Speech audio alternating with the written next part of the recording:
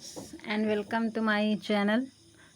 ठीक है, आज हम लोग पढ़ेंगे UP triple S C PET 2022 के लिए जीके प्रैक्टिस। जीके कुछ इंपॉर्टेंट क्वेश्चन है। ये जो मैं जीके क्वेश्चन करवाती हूँ, ये मैंने घटना चक्र एक बुक खरीदी है, उसी से करवा रही हूँ। ठीक है, तो घटना चक्र का ये प्रैक्टिस सेट है जो मैं करवाती हूँ। फर्स्ट मैं करवा चुकी हूँ, फर्स्ट जीके पार्ट जो है प्रैक्टिस की मैं करा चुकी हूँ। ये सेकंड पार्ट है जीके का। अगर किसी ने फर्स्ट वीडियो नहीं देखा है तो उसका लिंक डिस्क्रिप्शन बॉक्स में मिल जाएगा, वो वहाँ पे देख सकता है। ठीक है, तो जीके टेस्ट का सेकंड पार्ट है, सेकंड प्रैक्टिस है। फर्स्ट प्रैक्टिस हम लोग कर चुके हैं। चलिए मैं क्लास को स्टार्ट करते हैं। आप लोग चैनल को लाइक शेयर कर दीजिए, चैनल पर नया है तो सब्सक्राइब करके बेल आइकन प्रेस कर लीजिए। हम लोग बढ़ते हैं अपनी क्लास की तरफ, अपने क्वेश्चन की तरफ। पहला क्वेश्चन क्या है, जैसे कि मैंने बताया कि घटना चक्र के हैं, ठीक है, इसलिए किताब से मैंने फ़ोटो खींच के PDF बनाई है। तो पहला क्वेश्चन क्या है, मैं इसको थोड़ा बड़ा कर लेती हूँ ताकि आप लोगों को देखने में आसानी रहे। पहला क्वेश्चन क्या है हमारे पास, ऋग्वेद में वर्णित देवताओं में सबसे प्रमुख देवता कौन थे। कह रहा है ऋग्वेद में वर्णित जो देवता होते थे वो उसमें सबसे प्रमुख देवता कौन थे। इंद्र थे, सूर्य थे, ब्रह्मा थे या विष्णु थे, कौन थे। चार ऑप्शन दिए गए हैं। तो हम सबको पता है कि पहले हम ऋग्वेद की अगर बात करें तो ऋग्वेद क्या है। ऋग्वेद अगर पूछा जाए कि वेदों में सबसे पुराना वेद कौन सा है तो ऋग्वेद है। वेद कितने हैं, 4 हैं, ऋग्वेद, सामवेद, यजुर्वेद और अथर्ववेद। ठीक है, 4 वेद हैं जिनमें सबसे पुराना वेद कौन सा, ऋग्वेद है। ऋग्वेद में किस देवता के सबसे प्रमुख वर्णन किया गया है तो वो है इंद्र देवता। ठीक है, तो ऑप्शन नंबर ए क्या हो जाएगा हमारा, सही हो जाए। इंद्र देवता का सबसे ज़्यादा वर्णन किया गया है, सबसे ज़्यादा पूजा उन्हीं की होती थी ऋग्वैदिक काल में। ठीक है, अब हम चलते हैं अपने अगले क्वेश्चन पर। अगला क्वेश्चन क्या है, अशोक के अभिलेख को सर्वप्रथम किसने पढ़ा था। जेम्स प्रिंसेप ने, जेम्स प्रिंसक ने, जेम्स विलियम्स ने, इनमें से कोई नहीं। देखो यहाँ पे अगर किसी ने पढ़ा होगा, यहाँ पे देखिए कितना माइनर से डिफरेंस। जेम्स प्रिंसक, जेम्स मतलब जेम्स सब में लगा है। अगर कोई केवल इतना याद हो, उसको थोड़ा सा डाउट हो कि जेम्स करके कुछ था तो यहाँ तो फिर गया, उसका काम खत्म।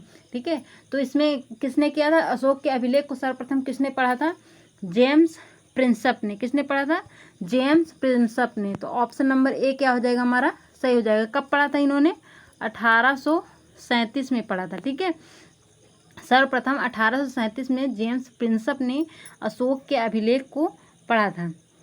ठीक है, option number A is the right answer. अगले क्वेश्चन पर चलते हैं। अगला क्वेश्चन क्या है, गुप्त साम्राज्य का वास्तविक संस्थापक किसे माना जाता था। माना जाता है चंद्रगुप्त द्वितीय को, चंद्रगुप्त प्रथम को, समुद्रगुप्त को या श्रीगुप्त को। तो गुप्त साम्राज्य का वास्तविक संस्थापक माना जाता है चंद्रगुप्त प्रथम को। ऑप्शन नंबर ए क्या हो जाएगा हमारा, सही हो जाएगा। अगला क्वेश्चन क्या है, मैं जल्दी जल्दी चलती हूँ ताकि आप लोगों को कम समय में मैं ज़्यादा क्वेश्चनों की प्रैक्टिस करा सकूँ। एक्सप्लेन कम करूँगी मैं। दिल्ली पर राज करने वाली प्रथम महिला शासिका कौन थी, तो चांद बीबी, जीजाबाई और रजिया सुल्तान या बेगम हजरत महल। तो दिल्ली पर राज करने वाली या शासन करने वाली प्रथम महिला शासिका कौन थी, रजिया सुल्तान थी। ऑप्शन नंबर बी क्या हो जाएगा हमारा, सही हो जाएगी। ये किसकी पुत्री थी, अगर हम बात करें तो ये इल्तुतमिश की पुत्री थी। इल्तुतमिश किस वंश का शासक था, गुलाम वंश का शासक था। गुलाम वंश की स्थापना किसने की थी, कुतुबुद्दीन ऐबक ने की थी। कुतुबुद्दीन ऐबक को कौन सी उपाधि प्राप्त हुई थी, लाख बख्श की उपाधि प्राप्त हुई थी उसको। लाखों का ध्यान करने वाला मतलब लाख बख्श। ठीक है, अगला क्वेश्चन क्या है हमारे पास। अगला क्वेश्चन, धन निष्कासन का विरोध किसने किया था। सर सैयद अहमद खान ने, स्वामी विवेकानंद ने, महात्मा गांधी ने, इनमें से कोई नहीं।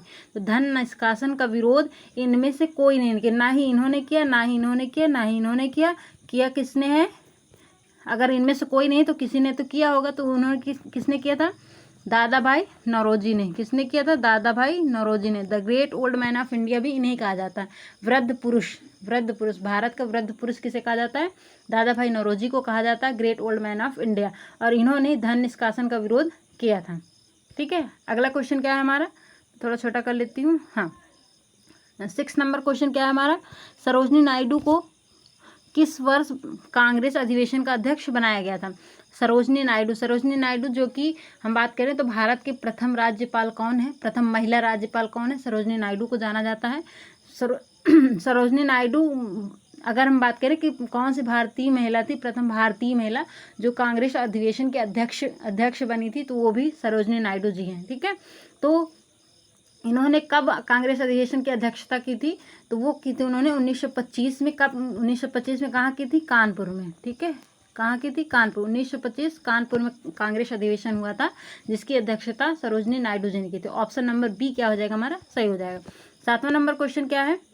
महात्मा गांधी के राजनीतिक गुरु कौन थे? दादा भाई नौरोजी, लाला लाजपत राय, गोपाल कृष्ण गोखले, बाल गंगाधर तिलक। तो महात्मा गांधी जी के राजनीतिक गुरु गोपाल कृष्ण गोखले थे। ऑप्शन नंबर सी क्या हो जाएगा हमारा? सही हो जाएगा। Dadabhai Naoroji the great old man of India. Lala Lajpat Rai क्या हैं? इन्हें यही है जिनकी लाठी मारकर हत्या कर दी गई थी। आप कभी कभी क्वेश्चन पूछा जाता है कि लाठी मारकर हत्या किसकी की गई थी? लाला लाजपत राय जी की। ठीक है। बाल गंगाधर तिलक कौन है? जन्म मेरा वो जन्म नहीं क्या जन्म सिद्ध अधिकार है, कुछ ऐसे इन्होंने कहा था, अभी मैं रिकॉल नहीं कर पा रही हूँ। ठीक है। तो ये क्या है? जन्म सिद्ध अधिकार, ऐसे कुछ इन्होंने डायलॉग दिया था। ठीक है, बाल गंगाधर तिलक जी। और इनसे एक क्वेश्चन और पूछा जाता है कि बाल गंगाधर तिलक ने कभी कांग्रेस की अध्यक्षता की थी, कांग्रेस अधिवेशन की? तो नहीं, इन्होंने कोई भी कभी भी कांग्रेस अधिवेशन के अध्यक्ष नहीं नियुक्त किए गए। ठीक है। 8वां क्वेश्चन क्या है हमारा? 8वां क्वेश्चन है निम्नलिखित घटनाक्रम को सजाएं। मतलब ये घटनाक्रम 4 दिए गए, इनको क्रम में सजाइए कि पहले कौन सा हुआ, बाद में कौन। बंगाल विभाजन, खेड़ा आंदोलन, चंपारण आंदोलन, जलियांवाला बाग कांड। तो बंगाल विभाजन सबसे पहले क्या हुआ था? सबसे पहले कौन सी घटना हुई थी?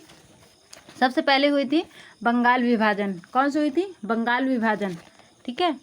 तो सबसे पहले हुई थी बंगाल विभाजन। ये कब हुई थी? 1905 में। ठीक है। उसके बाद कौन सी हुई थी? चंपारण आंदोलन। ये कब हुई थी? 1907 में, 1917 में, सॉरी 1917 में। कब हुई थी? 1917 में। उसके बाद खेड़ा आंदोलन हुआ था 1918 में, 1918 में। उसके बाद लास्ट में हुआ था जलियांवाला बाग हत्याकांड 1919 में, 13 अप्रैल 1919 में। तो सबसे पहले क्या हुआ था? बंगाल विभाजन 1, 2, फिर उसके बाद 1, 3, 2, 4, 1, 3, 2, 4। ऑप्शन नंबर ए क्या हो जाएगा हमारा? सही हो जाएगा। ठीक है। अगला क्वेश्चन क्या है हमारा? अगला 9 नंबर क्वेश्चन क्या है हमारा? सुभाष चंद्र बोस ने कांग्रेस से कब इस्तीफा दिया था? सुभाष चंद्र बोस ने कांग्रेस से कब इस्तीफा दिया? 1937 में, 1938 में, 1939 में, 1940 में। तो सुभाष चंद्र बोस जी ने 1939 में कांग्रेस अधिवेशन के अध्यक्ष, मतलब कांग्रेस अधिवेशन जो हुआ था उसकी अध्यक्षता से इस्तीफा दे दिया था 1939 में। और इसी समय उन्होंने 1939 में ही फॉरवर्ड ब्लॉक की स्थापना की थी, जो बहुत इंपॉर्टेंट क्वेश्चन है, पूछा जाता है। फॉरवर्ड ब्लॉक की स्थापना किसने की थी? सुभाष चंद्र बोस जी ने। किसने की थी?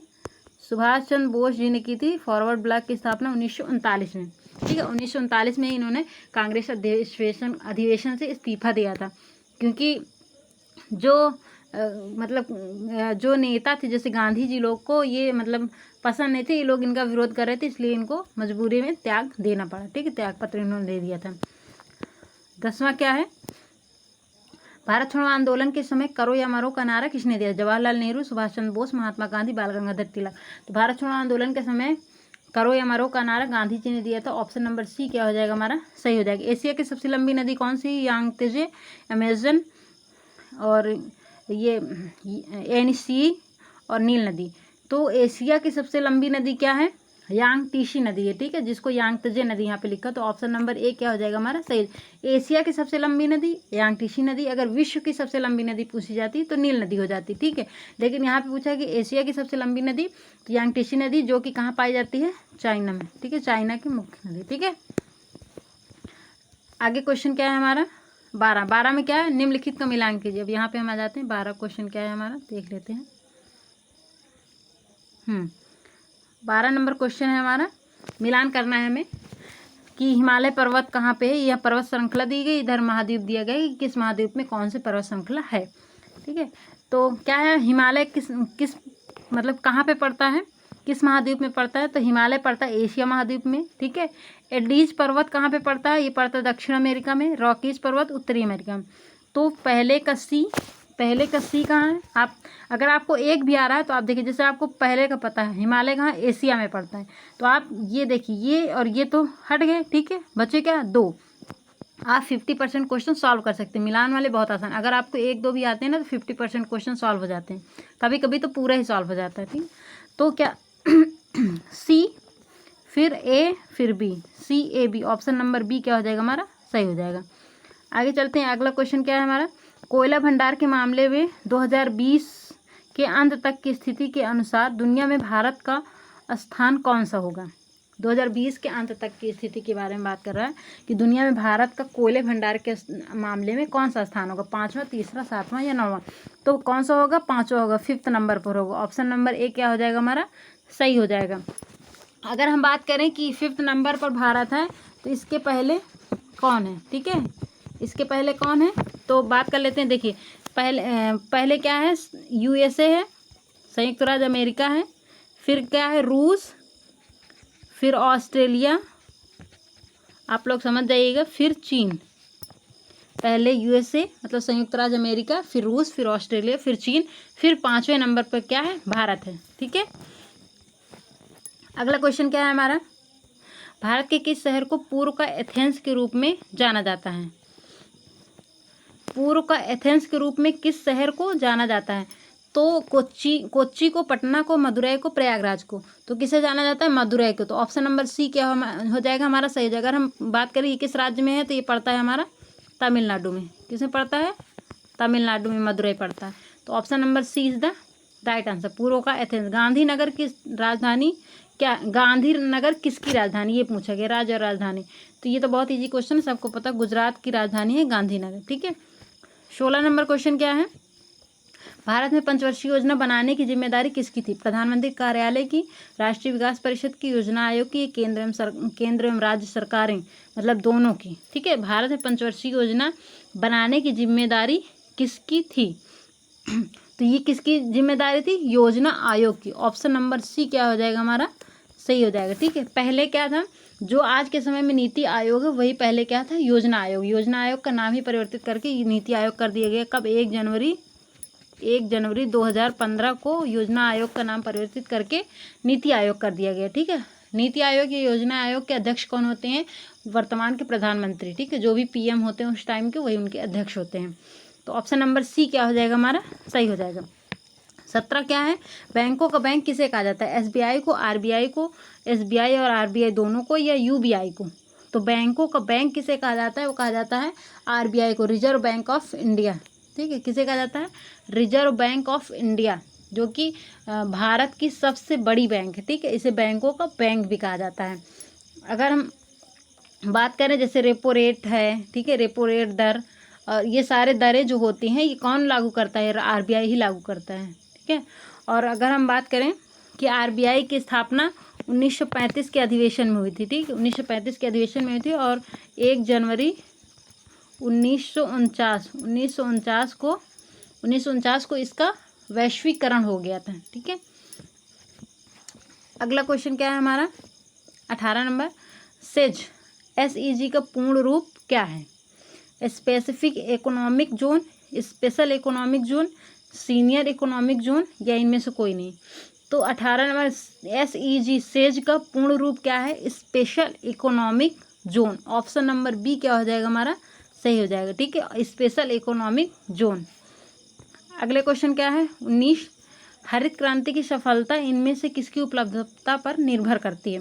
रासायनिक उर्वरक एवं कीटनाशक, पर्याप्त सिंचाई सुविधाएं, बीजों की उच्च पैदावार किस्म, या उपर्युक्त सभी। तो हरित क्रांति की सफलता किस पर निर्भर करती है, तो इस सभी पर निर्भर करती है, ठीक है। रासायनिक उर्वरक पर भी, पर्याप्त सिंचाई सुविधाएं, बीजों की उच्च पैदावार किस्म, ये तीनों पर निर्भर करती है, इसलिए तीनों नहीं होंगे। ऑप्शन नंबर डी क्या हो जाएगा हमारा, सही हो जाएगा, उपर्युक्त सही इज द राइट आंसर।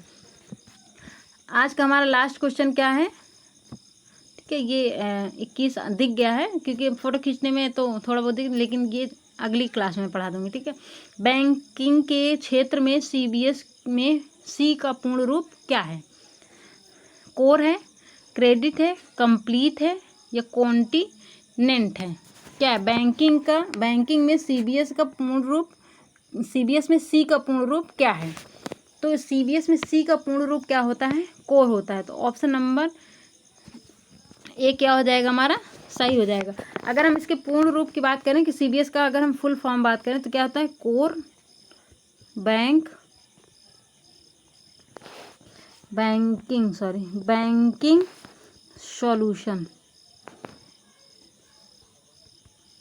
क्या होता है, कोर बैंकिंग सॉल्यूशन। CBS में C का पूर्ण रूप क्या है, कोर है, ठीक है। कुछ भी पूछ सकता है तो आप पूरा याद रखिएगा, कोर बैंकिंग सॉल्यूशन, ठीक है, तो आज के हम लोग 20 क्वेश्चन हम लोग देख चुके हैं, प्रैक्टिस भी कर चुके हैं। आज के लास्ट क्वेश्चन था, आज हमने 20 क्वेश्चन ही लिए थे। तो चलिए फिर मिलते हैं अगली क्लास में इसी तरह किसी नए टॉपिक के साथ या नए प्रैक्टिस सेट के साथ, जो भी होता है देखते हैं फिर। तब तक आप इंतज़ार कीजिए, और अगर अच्छा लगा हो तो लाइक शेयर कर दीजिए और सब्सक्राइब कर लीजिए अगर चैनल पर पहली बार है। इसी तरह नए नए अपडेट या नए नए प्रैक्टिस करने के लिए फिर मिलते हैं अगली क्लास में। तब तक के लिए बाय बाय, धन्यवाद।